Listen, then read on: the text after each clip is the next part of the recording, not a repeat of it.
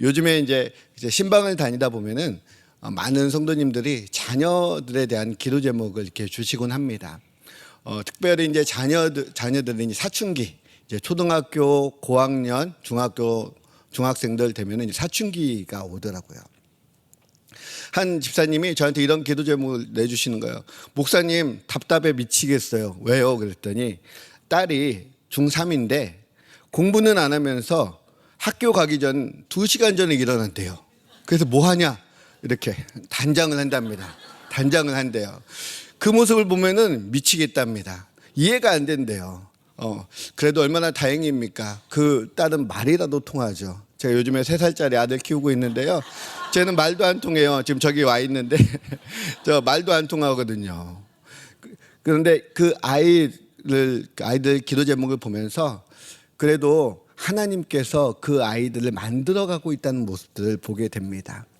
때로는 어떤 분들은 우리 자녀들은 사춘기를 겪지 않았어요. 심하게 겪지 않았어요. 라고 이야기하시는 분도 있습니다. 그런데요, 그게 더 큰 문제입니다. 왜 그런 줄 아세요? 나이 30에 40대 가지고 사춘기가 나오거든요. 그때는요, 더 문제입니다. 어떻게 감당할 수가 없어요. 그러기에 적절한 때에 사춘기 때 사춘기의 모습이 나오는 게 좋습니다. 어떤 분들은 기도 제목이 없다고 해서 평안한 줄 압니다. 그러나 그게 가장 위기의 순간이라는 사실을 우리는 기억해야 합니다. 우리는 왜 계속해서 수많은 문제 앞에 놓여 있게 되는 것일까요? 내 인생에서 수많은 어려움이 있고 수많은 문제들이 나를 괴롭히고 있는 걸까요? 하나의 문제가 해결되면 또 하나의 문제가 터지고는 합니다. 그런데 그 모습을 보면서 하나님이 나를 붙들고 계신다라고 생각해 보십시오. 하나님이 내 삶이 평안하다면 내가 하나님을 찾지 않는다는 것을 알기 때문에 약간의 어려움을 통해서 하나님 붙들고 하나님만을 바라보게 만들어 주시는 것입니다. 하나님은 우리가 온실 속의 화초처럼 자라기를 원하지 않습니다. 들판에 잡초처럼 자라기를 원하십니다. 때로는 바람에 흔들리기도 합니다. 때로는 수많은 어려움에 짓밟히기도 합니다. 화려하지 않지만 그러나 아름다운 꽃을 또 맺고 열매를 맺는 또 귀한 은혜가 있습니다. 어떤 분이 이런 이야기 하시더라고요. 가지 많은 나무에 바람 잘 날 없다, 뭐 이런 이야기 들어보셨죠? 그런데 역으로 생각하면요, 가지 많은 나무에 수많은 열매가 맺히는 것입니다. 그러기에 하나님의 은혜 어떤 순간에도 우리 삶 가운데 임한다는 사실입니다. 꽃집을 운영하시는 집사님이 저한테 이런 말씀을 해 주시더라고요. 목사님, 향이 진하고요, 꽃이 예쁜 꽃은요 오래가지 않습니다. 그런데 좀 은은하고 좀 예쁘지 않은 꽃은요 오래 간대요. 왜 그런가 했더니 참 하나님의 섭리가 참 대단한 것 같아요. 꽃이 향이 진하고 이쁜 꽃은요 벌들이 막 쫓아오잖아요. 근데 은은한 꽃은요 벌들이 잘 안 오기 때문에 오랫동안 피어 있어야 된대요. 그 모습이 삶에 하나님께서 주신 은혜인 것 같습니다. 오늘 하나님께서는 오늘도 우리 삶 가운데 꽃을 피우고 열매 맺기를 원하십니다. 늘 믿음으로 하나님만 바라보시는 귀한 은혜 있기를 소망합니다. 오늘 본문은 사무엘하의 마지막 장입니다. 다윗의 통치가 마무리되어 가는 시점에서 그의 인생의 끝자락에서 일어난 이 사건은 어쩌면 한 사람의 실패로 끝날 수 있는 사건이었습니다. 그런데 하나님의 놀라운 구속의 빛이 그 삶 가운데 비춰지는 것입니다. 오늘 본문은 다윗의 교만으로 인하여 범죄하는 인구조사의 사건이 기록되어 있습니다. 왜 하나님은 다윗의 삶을, 노년의 삶을 아름답게 마무리하지 않게 하셨을까요? 이렇게 어려운 일을 겪게 하시면서 또 죄의 모습을 보이게 하셨을까요? 사실 이게 인간의 모습이기 때문입니다. 우리 24장 1절 말씀 같이 한번 보겠습니다. 같이 읽겠습니다. 여호와께서 다시 이스라엘을 향하여 진노하사 그들을 치시려고 다윗을 격동시키사 가서 이스라엘과 절하라 하신지라. 아멘. 다윗의 인구조사 이야기가 나오는데요, 앞구절이 좀 특이합니다. 이 본문의 주어는 여호와께서입니다. 하나님이 진노하셨고 하나님이 다윗을 격동시키셨다라고 말씀하고 있습니다. 그런데 이 본문과 평행 본문인 역대상 21장에는요 조금 다르게 기록되어 있습니다. 역대상 21장 1절 말씀 같이 한번 읽겠습니다. 사탄이 일어나 이스라엘을 대적하고 다윗을 충동하여 이스라엘을 결수하게 하니. 아멘. 이 본문의 주어는 또 사탄입니다. 왜 같은 본문인데 이렇게 주어가 다를까요? 그 이유는 바로 이 본문의 저작 시기가 달랐기 때문입니다. 사무엘서의 그 말씀은요 이 예언자적 관점에서, 선지자적 관점에서 기록되어 있기 때문에 하나님의 주권, 하나님의 섭리를 강조하는 것입니다. 비록 모든 일이 궁극적으로 하나님의 뜻 안에서 이루어진다는 시각에서 보기 때문에 다윗의 행동조차 또 하나님의 진노 아래에서 일어난 사건이라고 기록하고 있습니다. 그러기에 하나님이 허용하셨기에 일어난 사건이라고 기록하고 있는 것입니다. 반면에 역대기는요 포로기 이후에 쓰여진 책입니다. 그렇기 때문에 제사장적 관점에서 포로기 이후에 회복을 경험한 이스라엘 공동체에게 도덕적 책임과 거룩한 삶을 강조하면서 이 악의 근원인 사탄과 대적하는 이것을 분명하게 보여주고 있다는 것입니다. 하나님이 직접 악을 행하게 하시거나 또 악을 주도하신 분이 아니라 사탄이 이 모든 일들을 주도했다라고 기록하고 있는 것입니다. 그런데 이 본문은요 모순이 아니라 서로 상호 보완적인 구조입니다. 하나님의 주권 안에서 사탄의 시험이 허용되었고 다윗은 자신의 자유의지로 인하여 그 죄 가운데 빠졌다는 것입니다. 그 삶에 찾아온 교만 때문이었습니다. 이 모습은요 욥기에도 또 동일하게 기록되어 있는데요. 욥기 1장 12절 말씀입니다. 같이 한번 읽겠습니다. 여호와께서 사탄에게 이르시되 내가 그의 소유물을 다 내 손에 맡기노라. 다만 그의 몸에는 내 손을 대지 말지니라. 사탄이 곧 여호와 앞에서 물러가니라. 아멘. 하나님은 죄를 명령하지 않으시지만 심판이나 정결을 위해서 허용하실 수는 있다는 것입니다. 그럼에도 불구하고 중요한 것은 이 모든 죄의 책임은 다윗에게 있습니다. 다윗에게 다시 한번 위기가 찾아오는 것입니다. 3절 말씀 한번 같이 한번 읽겠습니다. 요압이 왕께 아뢰되 이 백성이 얼마든지 왕의 하나님 여호와께서 100배나 더하게 하사 내 주 왕의 눈으로 보게 하시기를 원하나이다. 그런데 내 주 왕은 어찌하여 이런 일을 기뻐하시나이까 하되. 아멘. 요압이 다윗에게 왜 이런 일을 행하느냐라고 반문합니다. 요압이 어떤 사람입니까? 그 누구보다 정치적이고 권력지향적이고 또 군사 숫자에 민감한 사람이었습니다. 그 요압조차 이 일이 잘못되었습니다라고 이야기하는 것입니다. 다윗의 삶에서 연전연승을 하게 하셨습니다. 또 수많은 용사들을 붙여주셨습니다. 이 모든 일들이 하나님께서 다윗에게 허락하신 일입니다. 그런데 다윗의 삶에서 군사의 숫자로 전쟁을 치른 적이 있습니까? 하나님 없이 전쟁에 임했던 적이 있습니까? 늘 그의 삶에는 이러한 고백이 있었습니다. 사무엘상 17장 47절 말씀입니다. 같이 한번 읽겠습니다. 또 여호와의 구원하심이 칼과 창에 있지 아니함을 이 무리에게 알게 하리라. 전쟁은 여호와께 속한 것인즉 그가 너희를 우리 손에 넘기시리라. 아멘. 다윗은 하나님의 도우심으로 수많은 전쟁에서 승리했지만 이번에는 사람의 수로 자신의 힘을 확인하려 했습니다. 눈에 보이는 숫자를 의지하려는 교만입니다. 그리고 하나님보다 이 군사력을 의지하려는 중대한 신앙적 또 실패입니다. 사실 신앙인은 죄에게 틈을 주어서는 안 됩니다. 죄가 나를 삼켜버리기 때문입니다. 어떤 일을 하든지 내가라는 생각이 찾아오면 위험하다는 것입니다. 하나님께서 베풀어 주신 모든 일에 내가라는 숟가락을 얹고 또 그러게 되면 하나님의 일하심은 온데간데 없고 내 자랑만 남게 되는 것입니다. 다윗은 300일 동안 온 이스라엘 땅을 다니면서 이스라엘의 군사가 얼마나 되는지 숫자를 세어봅니다. 요압이 보고합니다. 칼을 빼는 담대한 자가 80만 명, 그 중에 유다 사람이 50만 명이었다라고 이야기합니다.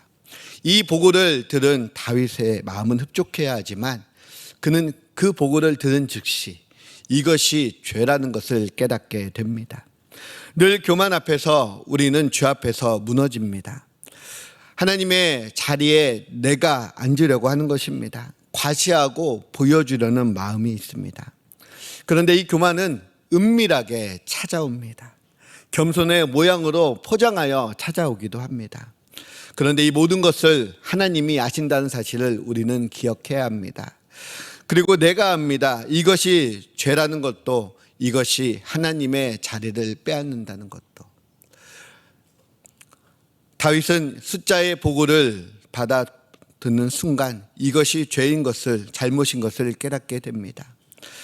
사무엘하 24장 10절 말씀, 우리 노란 부분만 같이 한번 읽겠습니다. 다윗이 백성을 조사한 후에 그의 마음이 자책하고 다윗이 여호와께 아뢰되. 아멘. 여기서 다윗의 위대한 모습이 보이는 것입니다. 그가 죄를 깨달았을 때 그는 어떻게 합니까? 내가 큰 죄를 범하였습니다. 하나님 앞에 엎드리는 것입니다. 하나님의 마음에 합한 사람은 바로 죄를 직면했을 때 그가 어떻게 행해야 되는지 분명히 알고 있다는 사실입니다. 사실 우리는 나의 죄를 직면했을 때 어떠한 모습을 보입니까? 나의 죄를 직면했을 때 부끄러움이 찾아오는 것입니다. 그 부끄러움 때문에 숨게 되는 것입니다. 이 부끄러움은 하나님 앞에서만 들어야 되는데 사람 앞에서 이 부끄러움을 감추고자 또 변명을 하게 되고 또 잘못을 포장하려 합니다. 그러기에 더 큰 죄를 짓게 되고 더 큰 잘못을 하게 되는 것입니다. 다윗은 자신의 죄를 깨닫는 순간 하나님 앞에 엎드립니다. 그리고 자신의 죄를 회개합니다. 그 회개를 받으신 하나님은 다윗에게 세 가지 카드를 제시합니다. 이 죄에 대한 징계는 바로 다윗에게 선택하게 하시는 것입니다. 하나님, 죄를 회개했는데, 하나님 앞에 엎드렸는데 왜 또 이런 징계를 하게 하십니까? 하나님은 정의의 하나님이십니다. 그러기에 죄에 대해서는 꼭 짚고 넘어가신다는 사실을 우리는 기억하셔야 됩니다. 사무엘하 24장 17절에서 13절 말씀 보면요, 다윗에게 하나님께서 제시하신 그 세 가지 카드의 내용이 나옵니다. 7년 3개월 3일, 이 징계 중에 다윗의 선택지는 무엇입니까? 우리 13절 말씀 한번 띄워주시죠. 다음입니다. 같이 한번 읽겠습니다. 가시 다윗에게 이르라 아뢰되 있을 것입니까? 혹은 왕의 원수에게 쫓겨 석 달 동안 그들 앞에서 도망하실 것이니까? 혹은 땅에 사흘 동안 전염병이 있게 할 것이니까? 왕은 생각하여 보고 나를 보내신 이에게 무엇을 대답하게 하소서 하는지 보라. 아멘. 다윗에게 7년 3개월 또 3일이라는 선택지가 있었습니다. 그는 무엇을 보고 선택했습니까? 바로 하나님의 손으로 내리시는 징계를 선택했습니다. 인간의 손이 아닌 하나님께 맡기는 것입니다. 하나님의 긍휼의 소망을 두는 이 신앙 고백을 하고 있는 것입니다. 3일 동안 하나님은 이스라엘 전역에 전염병이 돌게 하십니다. 하루 동안 단에서 브엘세바까지 전염병이 돌아 7만 명이라는 백성이 죽게 됩니다. 이 숫자는 다윗이 인구조사를 통해서 80만 명의 군사를 확보했던 그 숫자의 거의 10분의 1이나 되는 숫자입니다. 그리고 하나님은 하루 만에 이 징계를 거두십니다. 그 이유는 무엇입니까? 우리 본문 17절 말씀 같이 한번 보도록 하겠습니다. 같이 한번 읽겠습니다. 다윗이 백성이 치는 생활을 보고 곧 여호와께 아뢰어 이르되 나는 범죄하였고 악을 행하였거니와 이 양무리는 무엇을 행하였나이까? 청하건대 주의 손으로 나와 내 아버지의 집을 치소서 하니라. 아멘. 바로 하나님께서 이 징계를 멈추셨던 이유는 다윗의 중보기도 때문입니다. 하나님은 다윗의 기도로 인하여 이 징계를 멈추십니다. 이 장면에서 우리는 참된 중보자의 모습을 보게 됩니다. 다윗은 이 양들은 무슨 죄를 범하였나이까 라고 고백하며 모든 것이 자기의 죄이고 자기에게 책임이 있다라고 이야기하는 것입니다. 그러나 이 땅의 왕 다윗은 결국 자기가 대신해서 죽을 수 없었습니다. 오직 예수 그리스도만이 참 중보자이시고 자신의 죄는 없으시지만 죄인된 우리를 대신하여 십자가에서 하나님의 진노를 막아주실 수 있기 때문입니다. 오늘 16절 말씀에 보면은 참 재밌는 표현이 한 가지 등장합니다. 우리 노란 부분만 같이 한번 읽어볼까요? 여호와께서 이 재앙 내리심을 뉘우치사. 아멘. 하나님이 뉘우치셨다라고 기록하고 있습니다. 그런데 이 원어에 사용된 히브리어를 보면요, 나함이라는 단어를 사용합니다. 본래는 뉘우쳤다는 뜻도 있지만 마음을 돌이키다, 자비를 베풀다라는 뜻도 있습니다. 종종 하나님의 감정을 사람의 감정과 비슷하게 표현하는 그 성경적 방식이 있습니다. 수사적 표현이라고 하는데요. 하나님께서 실수가 있으실까요? 변덕이 있으실까요? 결코 그렇지 않습니다.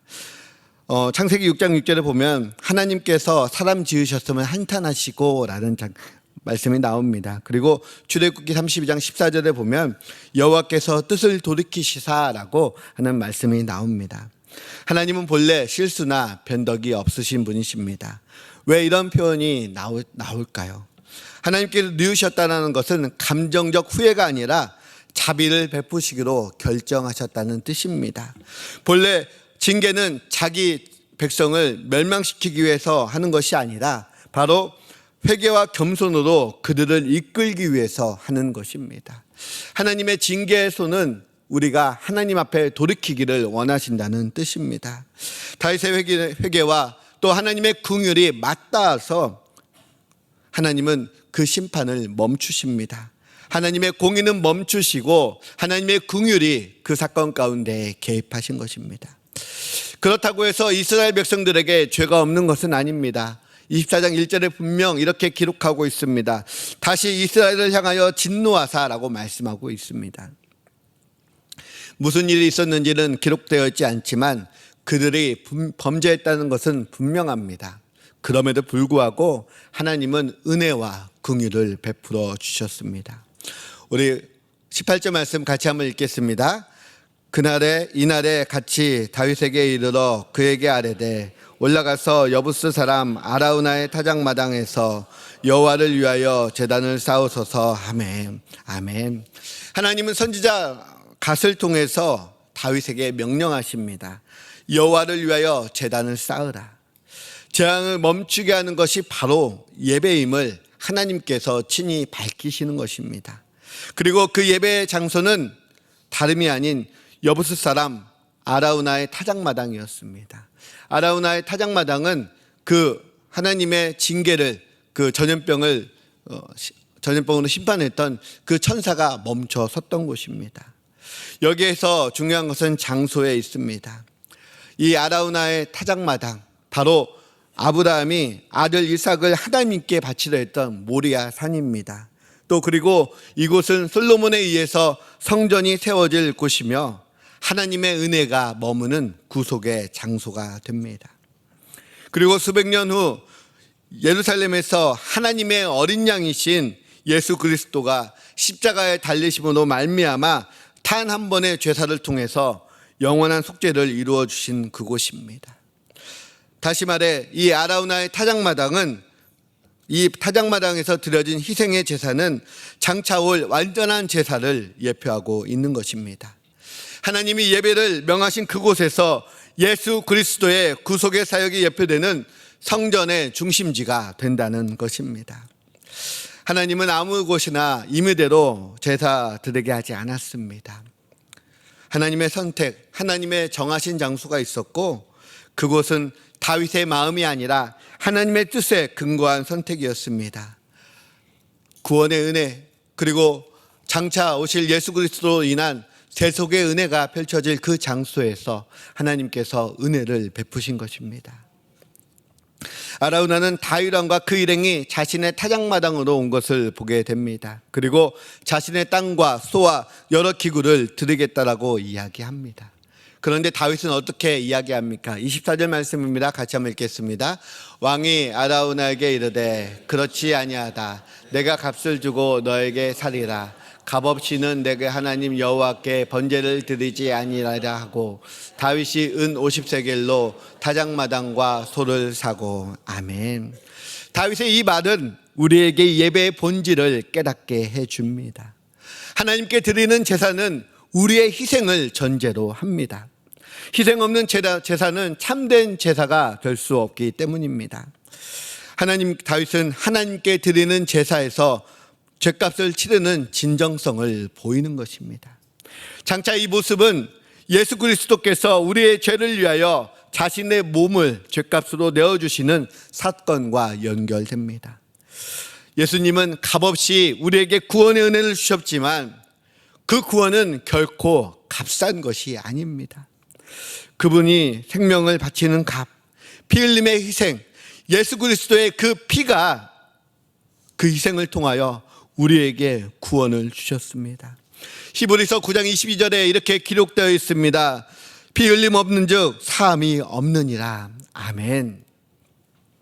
다윗의 고백은 바로 이 예수 그리스도의 십자가를 향한 그림자입니다. 구속은 반드시 대가가 필요하기 때문입니다. 하나님의 공의는 희생을 요구하고 그 희생은 바로 예수 그리스도의 피 흘림으로 완성되었습니다. 25절 말씀 같이 한번 읽겠습니다. 그곳에서 여호와를 위하여 제단을 쌓고 번제와 화목제를 드렸더니 이에 여호와께서 그 땅을 위한 기도를 들으시매 이스라엘에게 내리는 재앙이 그쳤더라. 아멘. 하나님은 다윗의 제사를 받으시고 그 기도를 들으십니다. 번제와 화목제는 단순한 제사가 아니라 다윗의 마음을 회개하고 하나님의 은혜를 구하는 간절한 간구가 그 안에 담겨 있습니다. 그 제사로 인하여, 그 예배로 인하여 하나님은 그 재앙을 거두십니다. 이 장면은 예수 그리스도의 십자가 사건을 그대로 반영하고 있습니다. 단 한 번에 드린 그 제사로, 그 단 한 번의 그 희생으로 말미암아 하나님의 진노가 우리 위에서 거두어지고 우리 가운데 화목이 이루어졌습니다. 로마서 5장 10절 말씀입니다. 곧 우리가 원수 되었을 때에 그의 아들의 죽으심으로 말미암아 하나님과 화목하게 되었은즉 화목하게 된 자로서는 더욱 그의 살아나심으로 말미암아 구원을 받을 것이니라. 아멘. 다윗의 제사는 예수 그리스도의 십자가를 예표합니다. 하나님은 그 제사를 기쁘시게 받으시며 진노를 멈추시고 회복을 허락해 주십니다. 그 자리, 그 아라우나의 타작마당, 그 자리는 재앙의 자리였지만 이스라엘의 회복이 시작되는 자리였습니다. 이스라엘 향한 회복이 시작되었고 그 제사가 드려진 곳은 나중에 하나님과 사람이 만나는 거룩한 성전이 되는 구속의 완성의 장소가 되는 것입니다. 사랑하는 성도님들, 다윗은 죄를 범했지만 회개하며 예배하며 하나님 앞에 나아갔을 때 하나님은 그 재앙을 거두셨습니다. 그리고 그 장소를 구속의 터로 삼으셨습니다. 하나님은 나의 실패, 나의 죄, 나의 상처조차도 회개의 제단 앞에 서는 놀라운 은혜로 바꾸어 주십니다. 나의 실패의 자리, 나의 상처의 자리, 내가 무너진 자리 가운데에 하나님의 놀라운 은혜로 우리를 세워 주시는 것입니다. 아라우나의 타작마당은 재앙이 멈춘 자리가 아니라 회복이 시작된 자리입니다. 하나님의 은혜가 시작된 자리입니다. 그 자리에 성전이 세워졌고 예수 그리스도의 십자가가 완성된 자리입니다. 오늘 사랑하는 성도님들, 우리는 어떤 예배를 드리고 계십니까? 오늘 이 시간 드리는 예배 또한 우리에게 주어진 속죄의 은혜에 감사하며 드리는 예배가 되어야 합니다. 값없이 예배할 수 없습니다. 그렇다고 해서 무엇을 가져오라는 얘기는 아닙니다. 하나님 앞에 전심으로 예배하라는 말씀입니다. 오늘 드리는 귀한 예배, 천국에서 드린 예배와 같이 또 내 삶에서 가장 중요한 마지막 예배인 것처럼 날마다 그렇게 예배를 드리십시오. 그리고 가장 중요한 것은 이 자리에서 예배 드리는 뿐만 아니라 삶의 자리에서 아라우나의 타작마당을 세우십시오. 내가 무너졌던, 내가 실패했던, 내가 좌절했던 그 자리에서 하나님의 은혜가 세워지는 놀라운 역사를 경험해야 합니다. 내가 있는 자리, 나의 가정, 나의 사업장, 나의 직장이 바로 예배의 자리가 되어서 하나님의 은혜의 회복 시점이 되는 귀한 축복이 있기를 소망합니다. 사랑하는 성도님들, 오늘 우리가 믿음으로 고백해야 합니다. 내 모든 것을 하나님께 드리겠습니다. 내 마음을 온전히 받아 주시옵소서. 우리는 이렇게 예배해야 하며 삶의 자리 어디 곳에 있든지 하나님을 예배해야 합니다. 이 시간 그 감사와 찬양의 고백을 찬양으로 하나님께 올려드리겠습니다.